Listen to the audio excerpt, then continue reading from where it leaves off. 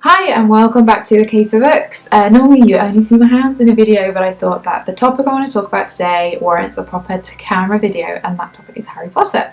I want to cover a few things. Harry Potter and the Cursed Child, the play, the Pottermore presents ebooks, I want to talk about Patronuses, and I want to talk about Harry Potter podcast that I've just got super into called Witch Please. So firstly, very quickly, I want to talk about my relationship with Harry Potter. The first book came out when I was 10, although I don't think I read it until a little bit after that. My granddad one Christmas bought me Northern Lights by Philip Pullman, and he bought my little sister the first Harry Potter book on the recommendation of his local bookshop.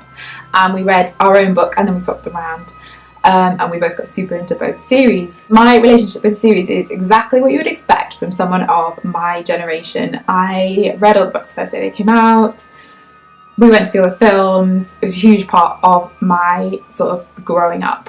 But basically in July I went to see Harry Potter and the Cursed Child, the play, in previews, and it reawakened in me that kind of teenage Harry Potter fangirl, and it's been really fun indulging that for the last couple of months. So much so that I went to see the play again on Sunday. I spent far too much on tickets because I just wanted to be back at Hogwarts. So that's how I feel about Harry Potter. So I'm going to start with Patronuses because I don't actually have that much to say about Patronuses. When I was reading the books, I never really identified as having a particular Patronus. I got a deerhound, which is this kind of massive loping dog. I was initially a little bit suspicious because I'm not really a dog lover, definitely a cat person. But then I googled the temperament of it, and it said that it was friendly, independent, and easily motivated by praise and food rewards, which is entirely my personality. So I am completely content with my Patronus. So next, Harry Potter and the Cursed Child. I have my special rehearsal edition script here. So I was very fortunate to go and see the play super soon after it came out. So we went to see it, I think, in the third week of previews, and I really didn't know anything about it. And I loved it, and I wanted to go back as soon as I'd seen it. I wanted to go and see it again. And so first of all, non-spoilery chat. I think the most important thing is just that it is so entirely a play, and I can understand some of the criticisms that people have felt from reading just the script. And I also realise that I'm very fortunate to be able to go and see the play. I can choose to see it on stage first, and not everybody has that luxury.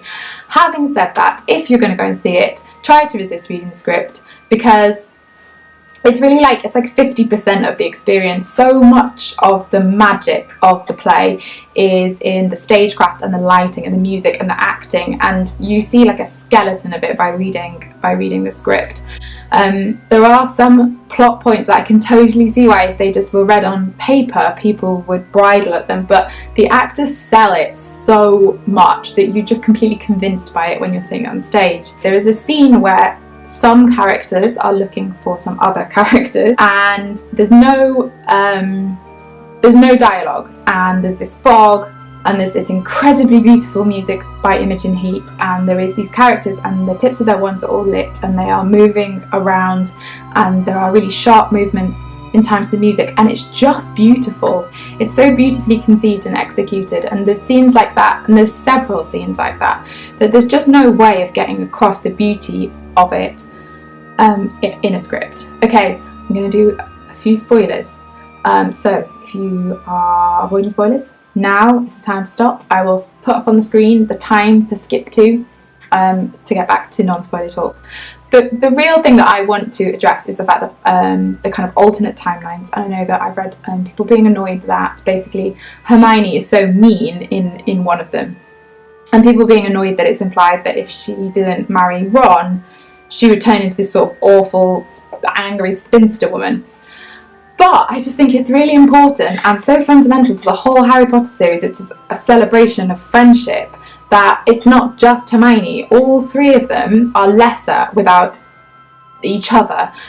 Ron is a sort of shadow of himself, and Harry, even though Albus and Scorpius say that they think that Harry is the same, he's not the same, because without Harry and Ron kind of tempering him, he makes a horrible decision. He asks McGonagall to trail Harry and Scorpius, and he doesn't think that they should be friends. And I think that the Harry that has Hermione and Ron around him wouldn't have made that decision. I think it's also worth mentioning that in the other other timeline, when it's like the darkest timeline, Hermione and Ron aren't together in that one either, and Hermione is a badass. It's not saying that Hermione needs Ron as a romantic partner to be herself.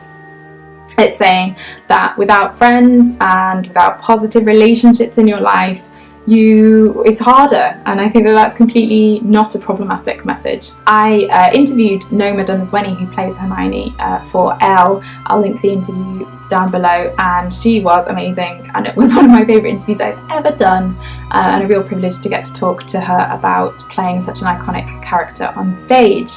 The three main actors, I have zero complaints. I think they're all brilliant. Now is not the time to talk about Harry's suit, but if you follow me on Twitter, you'll know my feelings about that. And then the other people to pick out are Sam Clement and Anthony Boyle, who play Albus and Scorpius, because they are a joy and the heart of the play, and they're just brilliant. When the books first were finished and J.K. Rowling started adding bits of information about how the characters kind of were when they were older or things that happened, I initially really resisted it. I very much love books, and I love them a lot. I love them more than anything other than real people, and actually many books I love more than many real people. But that aside, they're not real, and an author chooses the window that you see. They choose the parameters of their story. They choose when you start following these characters and when you stop, and I feel that those characters don't exist outside of that window, and so initially I didn't like all the extra information. However, I've changed my mind for two reasons. One that relates to all books, and one is just the older I get, the more I think that you can read however you want to read, and you can experience a book however you want to, and if you don't want to have that extra information, then that is completely valid, and you don't have to read it or let it impact your opinion of books. However, who cares? Like, if people want that extra information, if they want to feel like the characters exist outside of that window, then cool. Like, read how you want to read, engage with stories the way that you want to engage with stories. And then, specific to Harry Potter, also you can't really compare Harry Potter to other books because it's a juggernaut and a phenomenon, and there's no equivalence. There hasn't ever been something like it, and I can't imagine that there ever will be.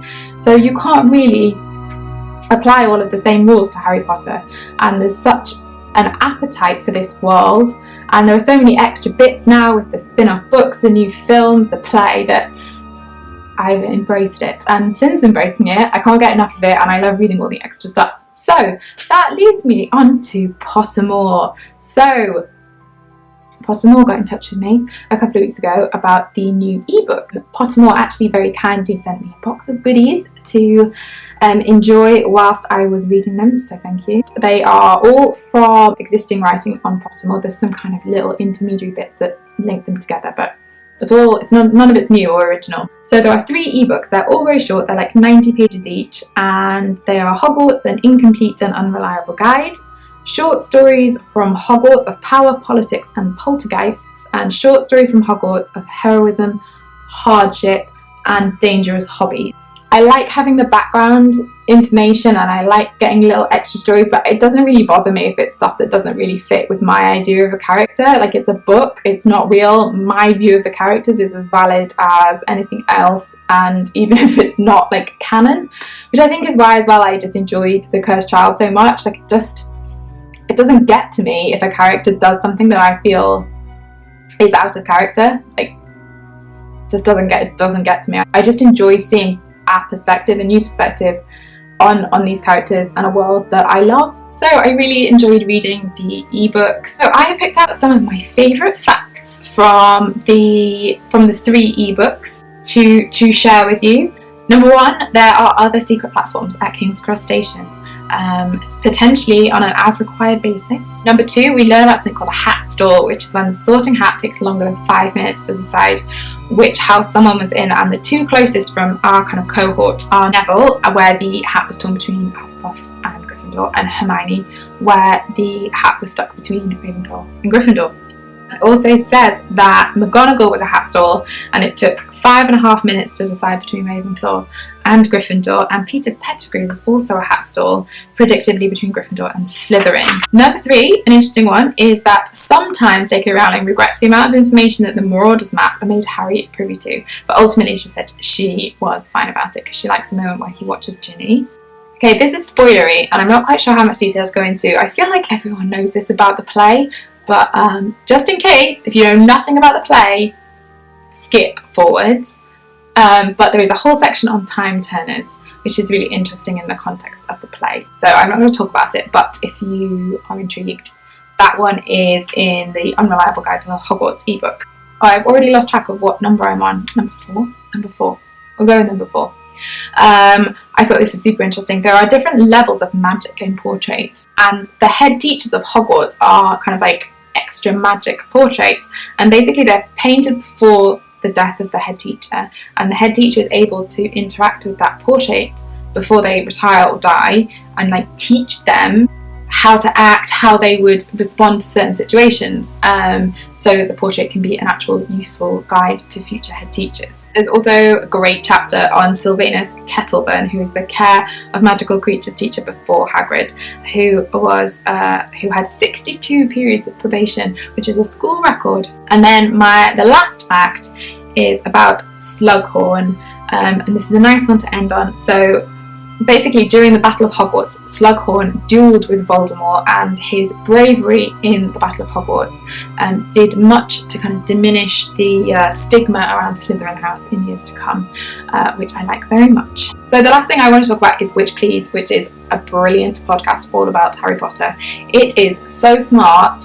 it is so affectionate, and it is super feminist, and it is done by 2 Canadian feminist academics as they go back through all the films and all the books and kind of analyse them as both literary critics and also as feminist critics. They don't shy away from criticising the books at all, but it's done with such intelligence and such affection that I can't imagine most people would be bothered by it, even the most ardent of fans. They are huge fans of the series, so it's not nasty ever.